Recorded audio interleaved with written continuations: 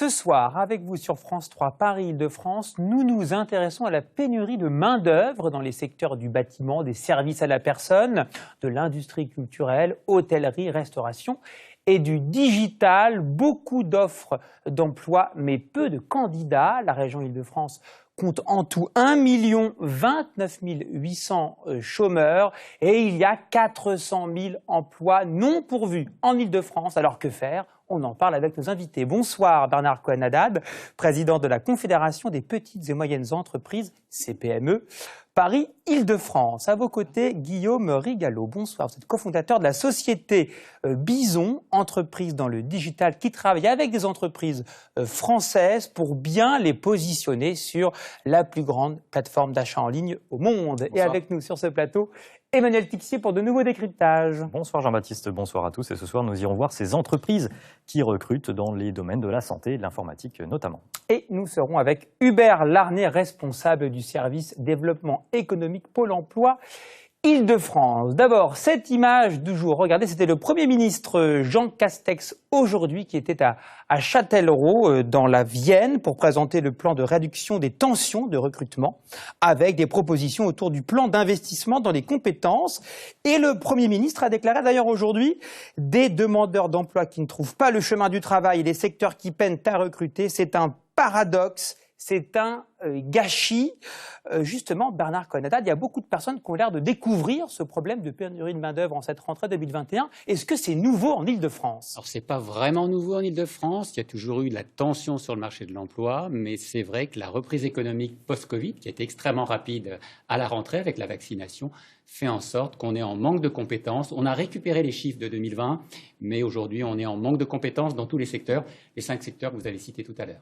Alors Guillaume Rigalo, vous côté numérique, vous non plus, c'est pas nouveau d'avoir des difficultés de recruter, mais alors pourquoi cette rentrée est particulièrement tendue dans votre secteur du digital ? Parce que ça s'accélère, on recrute beaucoup. Moi, typiquement, je dirige une entreprise qui a recruté 20 personnes rien que ce mois-ci. Donc, c'est très dur. Il y a des talents, mais on les cherche. Et puis, quand on ne trouve pas, on est obligé de les former, ce qui prend plus de temps et ce qui nous ralentit beaucoup. Alors, aujourd'hui, combien de salariés chez vous ? Combien de postes à pourvoir ? On est, au moment où on se parle, 60 salariés et on a une vingtaine de postes à pourvoir. Et est-ce que, justement, comme vous travaillez dans le numérique, le fait qu'il y ait beaucoup de personnes qui soient restées chez elles, tout simplement, avec les confinements, est-ce que ça, justement, ça a augmenté votre activité ? Oui, tout à fait, ça a augmenté notre activité. Alors ça augmente également les envies des salariés qui demandent plus fréquemment de télétravail, etc. Donc il y a un vrai changement qui s'opère suite au Covid. Alors est-ce que vous avez dit une vingtaine de postes à pourvoir ? Est-ce que ça veut dire que la croissance de votre entreprise est en quelque sorte menacée ou ralentie par cette pénurie de main-d'œuvre ? Clairement, c'est clairement ralenti, je le vois. Moi, je dois toujours opérer entre les commerciaux d'un côté et tout mon back-office, donc les personnes qui vont délivrer les prestations que je vends. Et il faut toujours que j'ajuste en permanence et j'ai toujours un côté où je suis un petit peu en tension. Alors Bernard Cohen-Haddad, quand on parle de 400 000 emplois non pourvus en Île-de-France, on parle de quel poste, quel type d'emploi ? Alors c'est qualifié, au contraire peu qualifié ? Ce sont des cadres aussi qui sont concernés. Racontez-nous les profils. Oui, c'est l'ensemble de l'emploi, à la fois des jeunes qui sortent de formation, mais aussi des seniors, des personnes qui souhaitent tout simplement aller vers de nouveaux métiers. On a globalement un déficit d'emploi et c'est pour ça que les annonces du Premier ministre qui ont été faites tout à l'heure, elles sont de bonne aloi, elles vont dans le bon sens. Alors, on va en parler dans quelques instants. Il y a entre autres, le Premier ministre a dit 600 millions d'euros débloqués pour former 350 000 salariés supplémentaires. Ça, c'est pour toute la France. Chez vous, c'est quel métier que vous recherchez ? Est-ce qu'il y a aussi également des emplois un peu moins qualifiés ? C'est très qualifié ? Ce sont des emplois de cadres ? C'est essentiellement des emplois de cadres. Les deux équipes où c'est le plus compliqué, c'est la partie vraiment, tout ce qu'on appelle sales, les commerciaux, et la partie développement informatique. Bon, c'est des métiers qui sont très rares, même au niveau hors France, j'ai envie de dire. Et ensuite, tous les métiers plus opérationnels. Chez nous, c'est un petit peu particulier parce qu'on n'a pas de gens formés. On a un métier qui est très, très novateur. Donc, il n'y a pas d'école pour ça. Donc, c'est à nous de réaliser ce travail-là. On va aller retrouver notre autre invité qui nous attend en direct, Hubert Larnay, responsable du service développement économique Pôle emploi Île-de-France. On entend parfois ici là même de la voix de certains politiques, les demandeurs d'emploi ne veulent pas spécialement travailler. Qu'est-ce que vous en pensez, vous, de ce refrain ? Non, en travaillant à Pôle emploi, effectivement, je ne peux pas vraiment laisser dire ça. Je pense que les demandeurs d'emploi veulent travailler. D'ailleurs, si le chiffre de 40% qui représente le nombre de demandeurs d'emploi qui créent leur entreprise était mieux connu, je pense que cette idée reçue ne serait pas autant développée. Voilà. Donc non, les demandeurs d'emploi veulent travailler. Après, il peut y avoir effectivement des difficultés, des difficultés de mobilité, des difficultés de garde d'enfants. Et dans notre offre de service, nous agissons aussi également sur ces freins. Vous voulez dire qu'en fait, le quotidien de ces personnes va agir sur le fait qu'ils ne vont pas forcément prendre un emploi alors qu'ils correspondaient au profil, c'est ça? Tout à fait. Après, il faut être assez concret. Par exemple, effectivement, lorsqu'il y a, par exemple, de l'aide à la personne dans le 92 et que les personnes habitent dans le 93 et qu'il faut être là très tôt ou très tard, ce n'est pas forcément évident. Voilà, donc il y a plusieurs facteurs qui font que ce n'est pas toujours facile pour les demandeurs d'emploi. Et nous, notre rôle, c'est d'analyser effectivement quels sont les contextes pour essayer de faire évoluer notre offre de service. Vous restez avec nous, Hubert Larné, pour la suite de l'émission. Et puis, puisqu'on parle d'emploi, faisons l'état des lieux de l'emploi en Ile-de-France avec vous, Emmanuel Tissier, pour ce premier scan du 18-30. Bien, on l'a vu, Jean-Baptiste, ce chiffre, 1 29 800 demandeurs d'emploi. C'est un chiffre du troisième trimestre 2021, toutes catégories de chômeurs confondus. C'est un chiffre qui est en net recul sur un an. Il faut dire que le nombre de chômeurs avait beaucoup augmenté lors du premier confinement. Le taux de chômage, aujourd'hui, il est de 7,7% dans notre région. Paradoxe, il y a donc des demandeurs d'emploi aujourd'hui et en face des offres d'emploi qui ne trouvent pas preneur. La conséquence, c'est que ça coince sur le marché de l'emploi. Selon cette enquête réalisée au mois d'août par la CPME, 44% des employeurs interrogés cet été ont eu des difficultés à recruter, ce qui a donc compromis certains projets pour 57% d'entre eux. Alors, focus sur les secteurs concernés, Emmanuel. Bien, la Banque de France est intéressée à la question. Essentiellement, cela touche l'industrie et les services, notamment le travail temporaire, la restauration et l'informatique. Dans notre région, des campagnes de recrutement ont été lancées, par exemple à l'APHP, l'Assistance publique des hôpitaux de Paris, Amazon et Exakis Nelite, un cabinet spécialisé dans le numérique. La relance de l'économie ne peut pas se faire sans main-d'œuvre. L'investissement, ça ne suffit pas. C'est une vraie source d'inquiétude d'ailleurs pour le gouverneur de la Banque de France. Alors, qu'est-ce qui explique ces difficultés à recruter? Il y a plusieurs facteurs qui sont avancés par certains économistes, notamment le problème de la formation, le travail qui peut être trop peu incitatif et puis un sous-emploi structurel des jeunes et des seniors. Bernard Cohen-Haddad, une question pour vous. Une hausse de salaire peut-elle suffire à rendre plus attractifs certains métiers comme les métiers de la restauration? Je crois qu'il ne faut pas avoir le tabou sur la hausse de salaire. Moi, je crois que c'est important qu'on en parle surtout dans une capitale comme Paris, dans une région comme l'Île-de-France. Le travail doit mériter salaire. Et vous savez, dans beaucoup de nos entreprises, dès que ça va mieux, on augmente automatiquement les salaires, on ne restreint pas les salaires. Puis il y a aussi l'épargne salariale, il y a l'intéressement, la participation. Donc il y a aujourd'hui des outils. Mais aujourd'hui, au-delà du salaire, il y a la qualité de vie au travail. On parlait tout à l'heure du télétravail, du mal-d'être, qui a eu au travail le mal-être, et puis cette capacité d'être proche de son domicile, d'être proche de son travail, d'être proche des commerces, d'être aussi en sécurité autour de chez soi. Tout ça est un environnement. Le salaire est une des raisons, et nous devons en parler à juste salaire, juste compétence. On parlait des serveurs en hôtellerie-restauration. En moyenne, c'est entre 1 430 € et 1 700 € net par mois. Ça travaille des fois, évidemment, ils travaillent les week-ends, les jours fériés, le soir, très tard. Parfois, il faut aller à l'autre bout de l'Île-de-France pour rentrer chez soi. Est-ce que c'est un secteur qui a réussi à se remettre en question, l'hôtellerie et la restauration, sur ce point ? La crise a montré que l'hôtellerie-restauration était un secteur en crise en matière d'attractivité.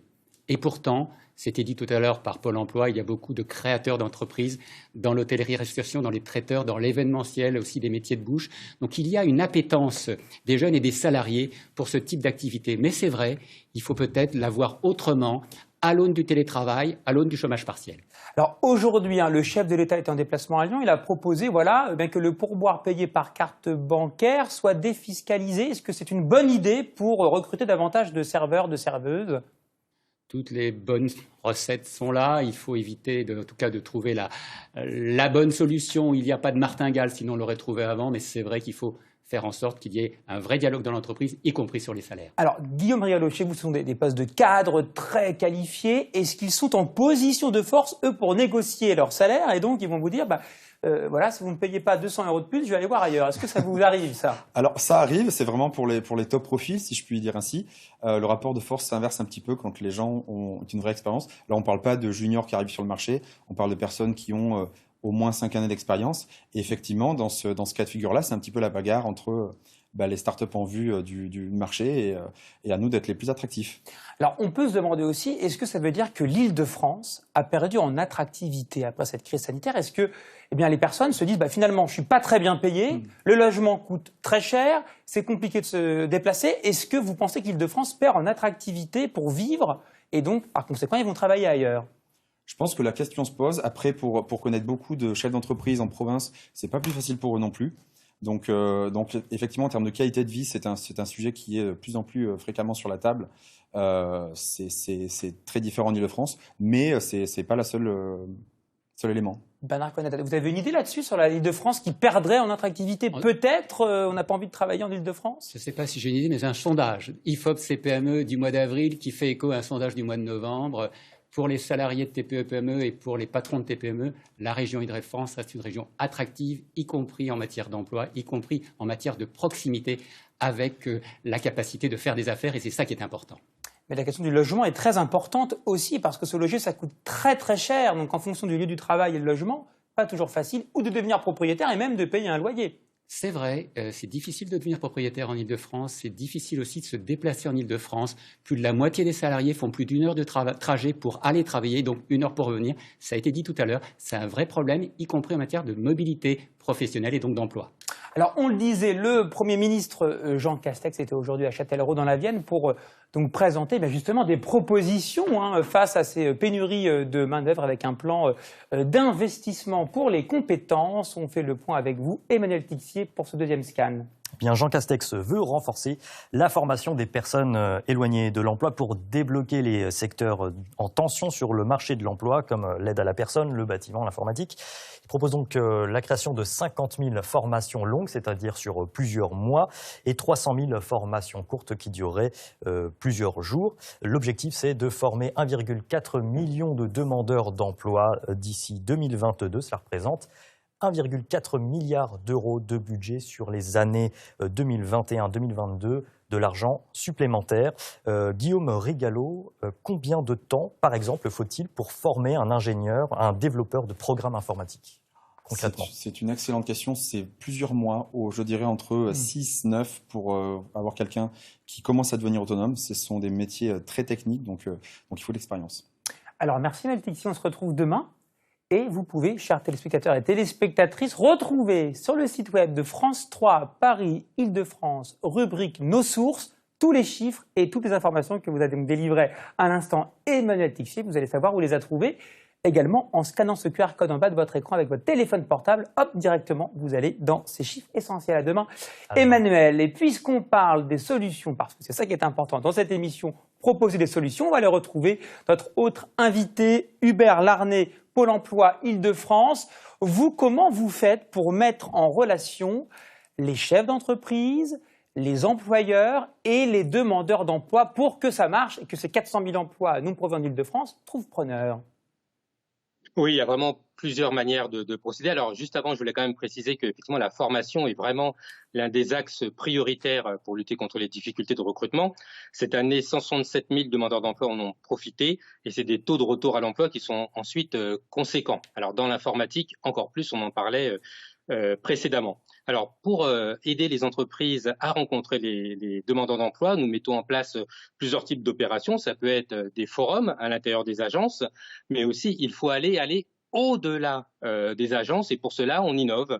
Alors, ça peut être, par exemple, vendredi dernier, on organisait avec l'intercommunalité Pleine Commune en Seine-Saint-Denis une croisière de l'emploi. Donc des demandeurs d'emploi étaient sur un bateau et via la Seine pouvaient découvrir les ouvrages olympiques qui sont en cours de construction.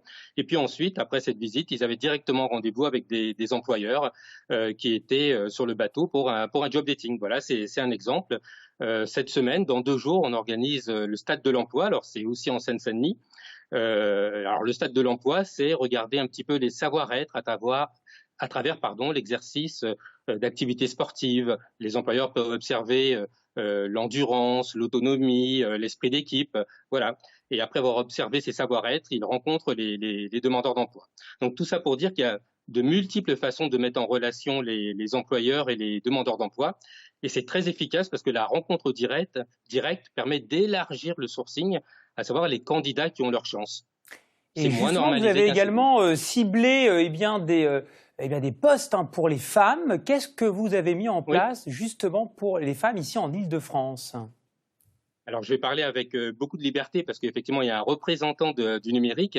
Et c'est vrai que les représentants du numérique ont pointé une difficulté, c'est que aujourd'hui, dans le secteur, grosso modo, ça dépend évidemment des types d'entreprises, mais il y a 30% de femmes, on va dire, dans ce secteur-là. Et donc, effectivement, tous les professionnels s'accordent à dire qu'il faut augmenter le nombre de femmes dans ce secteur. Et on travaille avec des partenaires, Social Builder ou d'autres, pour augmenter les femmes. Alors, pour augmenter le nombre de femmes sur ce secteur, c'est aussi lutter contre la propre autodiscrimination qu'on peut avoir, et puis les encourager à aller vers ces métiers à travers des formations. Merci beaucoup Hubert Larnay, responsable du service développement économique Pôle emploi Île-de-France, d'avoir été avec nous. On parlait des femmes et pour vous, Bernard Cohen-Haddad, ce qui est très important, c'est la jeunesse.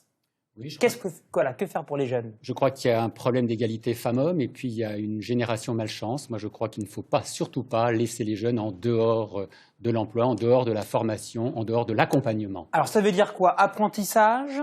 Alternance. Qu'est-ce que vous pensez? Qu'est-ce que vous faites, vous, à la CPME, alors? On fait des job dating, on fait un jeune, une solution, on fait des présentations de métiers, y compris sur le web, et puis on accompagne aussi nos partenaires entreprises sur la présentation de leur activité, parce que les jeunes ne connaissent pas souvent les métiers quand ils sortent de l'école ou qu'ils sont en échec scolaire. Et puis, on a tant de Pôle emploi qui accompagnent ces jeunes en difficulté ou tout simplement des jeunes qui ont des diplômes et qui ne savent pas ce qu'ils veulent faire. Est-ce que ça veut dire qu'il y a un problème d'orientation en France des jeunes, Guillaume Rigalot? Je pense, oui, effectivement, qu'on n'est peut-être pas assez clair, et j'allais dire c'est le rôle de tout le monde. Vous comme moi, comme monsieur, peut-être d'être plus clair, d'expliquer, de faire un peu plus de pédagogie là-dessus. Moi, je le constate, on embauche beaucoup d'alternants chez Bison. Et effectivement, ils sont souvent un petit peu perdus. Ils ne savent pas exactement ce que c'est au-delà du métier, ce que c'est que de travailler, comment ça fonctionne. Bernard Cohen-Haddad, ce qui est très important aussi, c'est ce que fait la région. D'ailleurs, aujourd'hui, Jean Castex a dit, il veut proposer de nouveaux échanges avec Pôle emploi et les régions, avec de nouvelles conventions à hauteur de 560 millions d'euros. Donc les régions peuvent aider les entreprises. Et pourtant, selon votre enquête, un patron sur 5 sait que la région aide. C'est-à-dire qu'il y a beaucoup de patrons qui ne savent pas que la région intervient. Comment ça s'explique et que faire justement pour mieux faire connaître l'activité de la région et qu'est-ce que la région permet aux entreprises? Alors la région et l'État dans la région, parce qu'il y a aussi l'État dans la région à travers la préfecture de région qui fait un travail exceptionnel. Pâtit peut-être de ce que j'appelle le millefeuille administratif. On a la ville, la région, la métropole régionale. On a beaucoup de choses en Île-de-France. Mais pourtant, la région, avec les services de l'État, font beaucoup pour aider les jeunes, pour les accompagner, pour dialoguer avec les entreprises. Vous savez, moi j'ai un rêve. J'aimerais que Pôle emploi soit le DRH des TPE-PME, parce que dans nos TPE-PME, on n'a pas de DRH, on n'a pas de service relations humaines, et c'est important pour nous d'accompagner sur les métiers, sur les formations et surtout sur la capacité de sortir des idées reçues. Bon, on le disait donc la région est acteur de proximité, la région notamment Île-de-France. Que fait la région Île-de-France au quotidien dans ce domaine? Alors aujourd'hui, la région, elle aide sur les métiers en tension, elle aide sur les formations, elle aide aussi sur l'accompagnement des entreprises à s'installer. Elle donne des moyens pour que dans les bassins d'emploi, il y a 25 bassins d'emploi en Île-de-France, on puisse être au plus près des populations. Et puis, il y a une capacité aussi de valoriser un certain nombre de métiers, comme le numérique, comme les services à la personne, comme aussi l'hôtellerie-restauration, puisque je vous rappelle qu'on est quand même la région qui reçoit le plus de monde en matière de touristes. L'élection présidentielle approche. Est-ce que ce sujet doit être au cœur des débats dans les mois prochains, pour le point de vue économique, pour ne pas que ça menace la reprise française, M. Gallo? Bien évidemment. Je vais dire ce sujet-là et aussi la simplification de toute la paperasse. C'est vraiment un énorme sujet. Moi, je suis confronté à ça tous les jours. Effectivement, il y a beaucoup d'aides. C'est très dur de s'y retrouver. Et c'est très dur quand on a trouvé les aides ou des projets qui nous correspondent de postuler, de lancer la procédure. Merci beaucoup Guillaume Rigalot d'avoir été avec nous, un cofondateur de la société Bison Entreprises dans le numérique. Je rappelle qu'il y a donc une vingtaine de postes à pourvoir chez vous, donc dans le digital. Merci aussi Bernard Cohen-Haddad d'avoir été avec nous, président de la Confédération des petites et moyennes entreprises CPME Paris-Île-de-France. Dans quelques secondes, c'est le 19-20 présenté par Marlène Blin. Bonsoir, Marine, fera entre autres questions. Il y a de la grève qui continue pour les chauffeurs de bus en Seine-et-Marne. C'est dans quelques secondes. On se retrouve dès demain. 18h30 sur France 3, Paris, Île-de-France. Excellente soirée à toutes et à tous et à demain.